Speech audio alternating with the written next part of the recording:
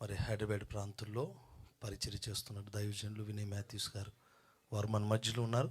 ఈ సమయాన్ని మరి వారికి అప్పగిస్తూ ఉన్నాను. వారు కూడా కొద్దిసేపు అన్నతో ఉన్నటువంటి అనుబంధాన్ని బట్టి సాక్ష్యాన్ని తెలియజేస్తారు. దేవునికి మహిమ కలుగును గాక. మరోసారి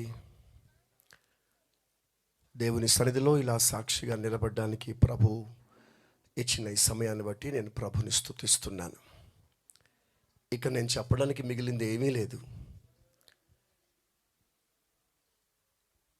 చెప్పవలసిన విషయాలన్నీ అనుభవించిన అనుభవాలన్నీ దైవజనులు ఒక్కొక్కటిగా చెప్పుకుంటూ వెళ్ళిపోయారు. అయితే నాకు కరుణాకరణకున్న అనుబంధంలో నచ్చిన అనుభవం చెప్పాలా, దేవుని స్వభావమా, అంతకంటే ఇంకేమైనా మంచి మాట ఉందో తెలియదు. కానీ నాకు కరుణాకరణ పెట్టిన పేరు పెద్దోడు. ఎక్కడికి వెళ్ళినా పెద్దోడు. వినయన్నా అని ఎప్పుడు అనలేదు. పెద్దోడెక్కడా, పెద్దోడెక్కడా, పెద్దోడెక్కడా. ఈ సంవత్సరం ఆంధ్ర ప్రాంతంలో జరిగిన సేవకుల కూటంలో కూడా మేము అందరం కలిసి వెళ్ళాము. కాస్త నేను బాధతోనే దుఃఖంతోనే వెళ్ళాను. ఆ సందర్భంలో కూడా అన్న మాట అన్నది ఒకటే, పెద్దోడే వాక్యం చెప్పాలి, ఇంకెవరు చెప్పడానికి లేదు. ఇందాక దైవ సేవకులు చెప్పినట్లుగా సేవ విషయంలో, క్రమ విషయంలో చాలా కటికుడు. ఈ విషయంలో నేను కూడా బాధితుండే. అలాగని బాధ పెట్టాడు అని నేను చెప్పలేను. క్రమానికి అతడు లొంగి ఉన్నాడని చెప్పడానికి సందేహం ఏమీ లేదు. ఒకవేళ వారి దృష్టిలో సరి చేసుకోవలసినవి ఉన్నావని గద్దించారో తెలియదు. మన ఓర్పు సహనాన్ని పరీక్షించడానికి దేవుడు వారిని అలా నియమించాడో తెలియదు. అది కూడా ఒక పరిచర్య.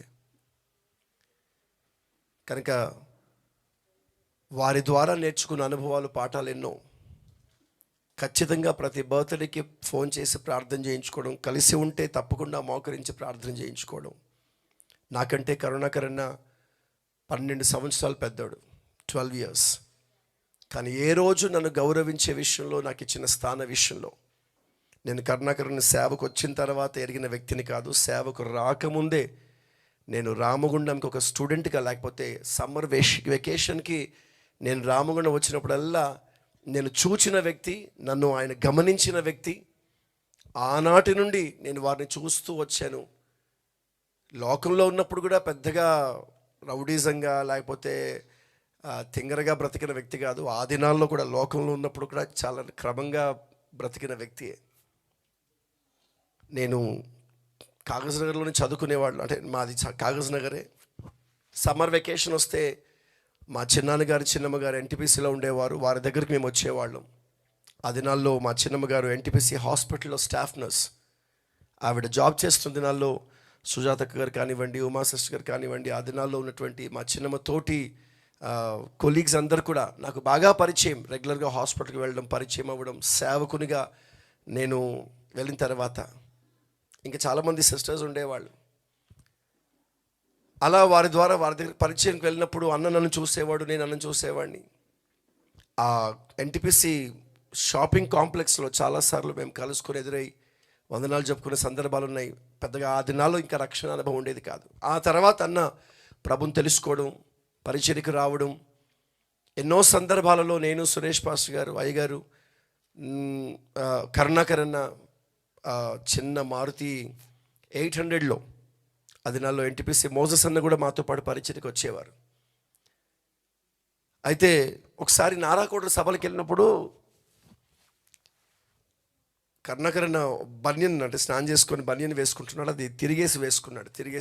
అన్న తిరిగేసి వేసుకున్నామంటే అప్పుడు కరుణాకరణ నాతో అన్న మాట ఏంటంటే, వారానికి 3 రోజులు ఈ పక్క వేసుకుంటాం, వారానికి 3 రోజులు ఈ పక్క వేసుకుంటాం. ఇక ఆ దుర్వాసన బయటికి రాకుండా ఉండడానికి ఏదో ఒకటి సెంటో వింటో కొట్టుకొని కొనసాగిస్తాం. కొనుక్కోవడానికి డబ్బులు లేక కాదు, అది నాలో కొరత ఉండి కాదు. విశ్వాసంతో అది వచ్చేదాకా కనిపెట్టాలన్న ఒక పాఠాన్ని ఆ రోజు నేను వాళ్ళ దగ్గర నేర్చుకున్నాను. నాకు అలా అంత మంచి మనసు నాకు లేదు. చిన్న చిల్లు పడ్డదంటే పక్కకు తీసేసేవాడిని, కొత్త తెచ్చుకునేవాడిని. కానీ ఆ రోజు తర్వాత నేర్చుకున్నాను, ప్రభు ఇచ్చేదాకా కనిపెట్టాలని. పరిచర్య విషయంలో వయసులో పెద్దవాడైనా కూడా సిగ్గుపడకుండా, ఇంకా పచ్చిగా చెప్పాలంటే సిగ్గు లేకుండా పని చేసేవాడు. ఒక సందర్భంలాగా మాట్లాడుతూ సిగ్గు పడనక్కర్లేని పనివారిగా మనం రుజువు అవ్వాలని మేము చర్చించుకున్న సందర్భాలు. తెల్లవారితే ఆదివారం దేవుని సముఖంలో మేము వాక్య పరిచయం చేయవలసిన సందర్భాలలో ఎన్నో రాత్రులు, శనివారం రాత్రులు దైవజనుల నిరీక్షణ గారితోనేమి, నేను, కరుణాకర్ పాస్టర్ గారు కానివ్వండి, రమేష్ పాస్టర్ గారు కానివ్వండి, మేము ఎక్కువ తరచుగా ఏదన్నా మాకు ప్రకటన వస్తే మేము ఒకరికొకరు షేర్ చేసుకోవడం, ఇది మాకు తెలిసింది, నేనే గ్రేట్ అన్న సందర్భంలో ఉండక, గౌరవించే విషయంలో, ఘనపరిచే విషయంలో, నేర్చుకునే విషయంలో, తగ్గించుకునే విషయంలో ఇప్పుడు మళ్ళీ నేను కొత్తగా పదాలు పెట్టవలసిన పని లేదు, ఆల్రెడీ విని ఉన్నారు కాబట్టి. ఇలాంటి ఎన్నో అనుభవాలు, కొన్ని సందర్భాల్లో సేవలో కఠినత్వం కూడా అవసరం అన్న పాఠాలు కూడా వారి దగ్గర నేర్చుకునే సందర్భాలు ఉన్నాయి. వారు ప్రభు దగ్గరికి వెళ్ళిపోయే చివరి దినాల్లో ఈ మాసం మార్చి నెల అంతా కూడా మ్యాక్సిమం ఈ మార్చి నెల వాళ్ళకి 25-26 రోజులు అనుకుంటా. ఇందులో దాదాపుగా 10 రోజులు మేము కలిసి 10-15 రోజులు మేము కలిసే ఉన్నాం. కలిసి ఆదోని వెళ్ళి ప్రయాణం చేసాం. కలిసి నేను మళ్ళీ సేవకుల కూటానికి రమ్మని పిలిచిన వెంటనే రమేష్ పాస్టర్ గారు చెప్పినట్లుగా అప్పటికి అక్క చాలాసార్లు ఫోన్ చేస్తూ ఉంది, నా దగ్గర సేవకుల కూటంలో ఉన్నాడన్న. మళ్ళీ అక్కడి నుంచి మేము పున్నేలు కృతజ్ఞతా కూటానికి వెళ్ళి మళ్ళీ మరుసటి రోజు బయలుదేరి చెన్నైకి వెళ్ళిపోయి ఆ తర్వాత మళ్ళీ తిరిగి వచ్చి ఇలాగా ఈ మాసమంతా కూడా ఎక్కువ సమయం గడపడానికి, కలిసి ఉండడానికి ప్రభు సహాయం చేశాడు. వారు ప్రభు దగ్గరికి వెళ్ళిన రోజు కూడా నేను జీవన్ పాస్టర్ గారు ఫోన్ చేసిన రోజు వాళ్ళంతా కలిసి ఉన్నారని తర్వాత తెలిసింది. అంతకుముందు రోజు కూడా అన్నతో ఫోన్లో మాట్లాడాను. చాలా సంతోషంగా, హ్యాపీగా ఆ రోజు గడిపాం, మాట్లాడుకున్నాం. ప్రభు నిర్ణయం, ప్రభు పిలుచుకున్నారు కనుక ప్రభు దగ్గరికి వెళ్ళిపోయారు. అవునని కానీ కాదనడానికి సరిపోం. ఖచ్చితంగా దేవుడు అన్యాయస్తుడు కాదు, ఖచ్చితంగా దేవుడు అన్యాయస్తుడు కాదు. ఇది ప్రభు నిర్ణయంగా మనం సమ్మతించి అంగీకరించవలసింది తప్ప మరొకటి లేదు.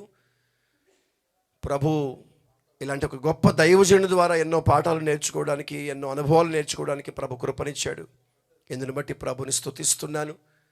కుటుంబానికి ఏ మాటలు చెప్పినా ఖచ్చితంగా అవి ఆదరణ కలిగించలేవు, అవి సరిపోవు.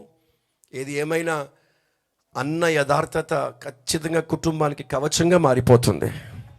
అన్న నమ్మకత్వం కుటుంబానికి దీవెనకరంగా ఉంటుందని నేను విశ్వసిస్తున్నాను.